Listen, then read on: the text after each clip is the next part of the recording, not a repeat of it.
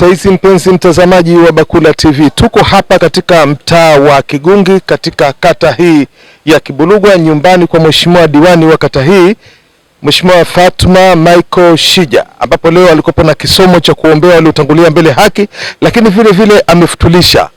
Pembeni yangu hapa ninaye Shekhe wa kata hii. Habari yako Shekhe? Alhamdulillah. Vipi hali ya mambo? Tunamshukuru Mungu. Asante. Watazamaji wa Bakula TV wanataka kukufahamu. Wewe ni nani? Karibu.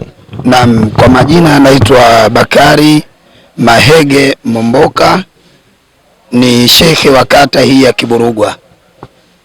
Ndio. Labda utuambie tu kwa faida ya wasikilizaji. Mimi nafahamu, lakini wasikilizaji na watazamaji wa Bakula TV wengi wafahamu. Hebu tuambie shughuli ambazo anazofanya shekhe wa kata. Shughuli zako hasa ni nini? Karibu.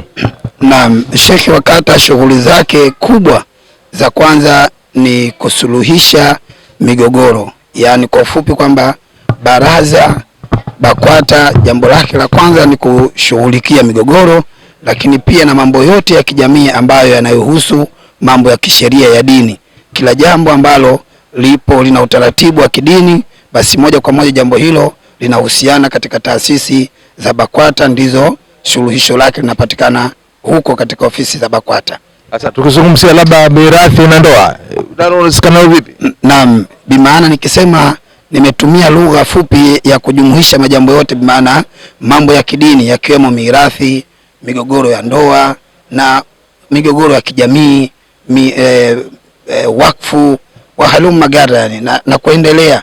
Majambo yote jambo ambalo linahusu jambo hili, ili mgogoro huu uishe ni lazima twende katika mambo ya kidini. Basi jambo hilo likifika katika ofisi ya BAKWATA ndiyo sehemu yake haso. Asante. Shekhe wa kata hii ya Kibulugwa, hebu utuambie huko hapa nyumbani. Bi Fatma Shija, huyu ni kiongozi mzuri, kiongozi ambaye yeye mara nyingi huwa yupo na jamii kwa ujumla. Bimaana hata hizi taasisi zetu za kidini yeye yupo pamoja nazo na anafanya kazi nazo kwa ukaribu mno. Kwa hiyo Mama Shija kwa ufupi kwamba tunasema ni mtu muhimu katika kata hii ya Kiburugwa, bimaana anapenda kushirikiana na taasisi zote ambazo zimemzunguka, hususan taasisi hii ya BAKWATA yupo karibu mno. Mimi nimemuona katika ofisi yangu ya BAKWATA kata ya Kiburugwa, yupo karibu na mimi katika mambo tofauti, lakini pia katika ofisi za wilaya BAKWATA pia yupo karibu na viongozi wa wilaya. Kwa ufupi kwamba ni mtu ambaye anapenda kuchanganyika na jamii, ni mtu ambaye anafaa. Asante Shekhe wa kata hii ya Kibulugwa. Labda turudi sasa katika masuala mazima ya kijamii, ukizingatia kwamba jamii yetu hivi sasa imekumbwa na mambo mbalimbali, hususani vijana. Baadhi yao wanajihusisha na masuala ya utumiaji madawa ya kulevya, alikadhalika hata vile kujihusisha na biashara haramu kwa dada zetu hawa dada poa, lakini vile kumekuwa na ndoa za mahusiano ya jinsia moja. Serikali inawategemea sana viongozi wa dini. Labda toa neno lako kuhusiana na masuala hayo, na unawasihi vipi vijana na watu ambao wanajihusisha na hayo mambo ambayo tuliyozungumza, ikiwemo na utumiaji wa bangi? Karibu Sheikh.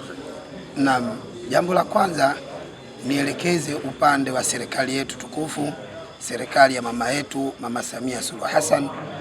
Maelekezo haya kwamba ili jamii yetu imeharibika katika mmomonyoko wa maadili kwa sehemu kubwa, kama ulivyouliza kuhusiana na majambo ya madawa ya kulevya, ndoa za jinsia moja, mambo kadha wa kadha yapo mabaya, lakini haya yote ili tuweze kuyadhibiti, kama ukiwasikia mama yetu Mama Samia au serikali yetu tukufu ya Tanzania mara nyingi kuwapigia kelele viongozi wa kidini, kwa sababu ndio ambao wanaweza kudhibiti haya. Na namna gani wanaweza kudhibiti haya? Kudhibiti kwake ni lazima mtoto aweze kumjua Mungu wake na mtume wake.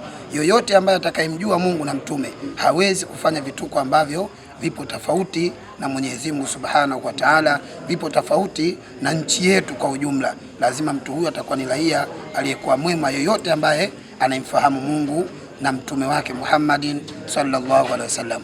Hivyo basi niombe serikali yetu tukufu, ili kuweza kuondoa matatizo haya ambayo yapo, ni lazima tuhakikishe katika mitaa yetu watoto wetu wanaweza kwenda madrasa na kusoma Qur'ani.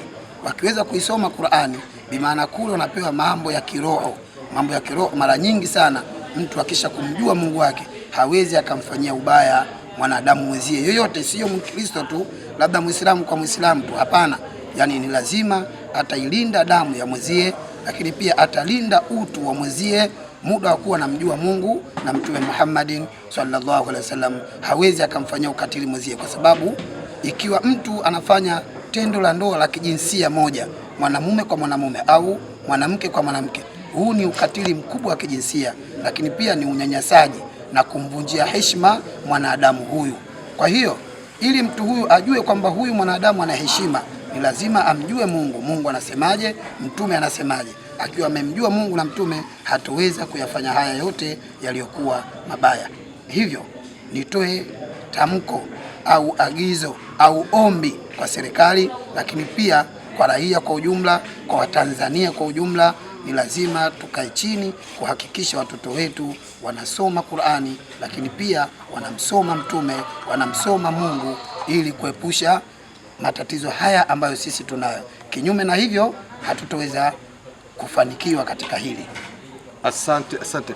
Tupo katika mwaka wa uchaguzi na Mheshimiwa Fatma Michael Shija ni kati ya watu ambao madiwani ambao wamesimamia vizuri miradi ya maendeleo iliyoletwa katika kata yake. Wewe kama shekhe wa kata, hatujajua kama bado ameomba ridhaa ya kutaka kuendelea tena au vipi, lakini wewe unazungumzaje na unaambia vipi wananchi wa kata hii jinsi ya kuwa na imani na Mheshimiwa Fatma Shija? Karibu. Naam, niwaambie tu wananchi wa kata hii ya Kiburugwa, Mama Shija ni mtu muhimu sana kwetu sisi, bimaana ni mtu ambaye kama nilivyotangulia kusema, ni mtu ambaye anapenda kuchanganyika na jamii. Hivyo basi kwamba bado angali kutufaa Mama Shija, na imani kwamba tayari ameshatangaza nia ya kuweza kuendelea.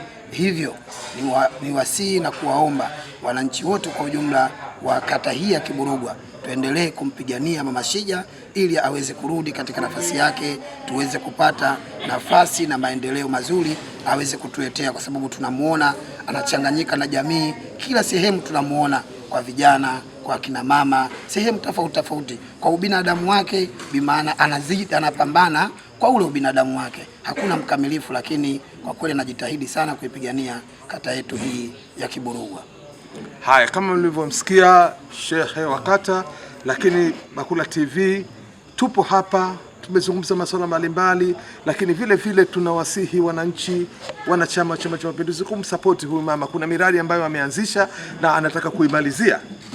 Basi ni vizuri sana kumunga mkono ili tuendelee nao, na wananchi wa kata hii ya Kiburugwa wana kila sababu ya kutembea vifua mbele kujivunia Mheshimiwa Fatma Shija. Usitusahau kutusubscribe.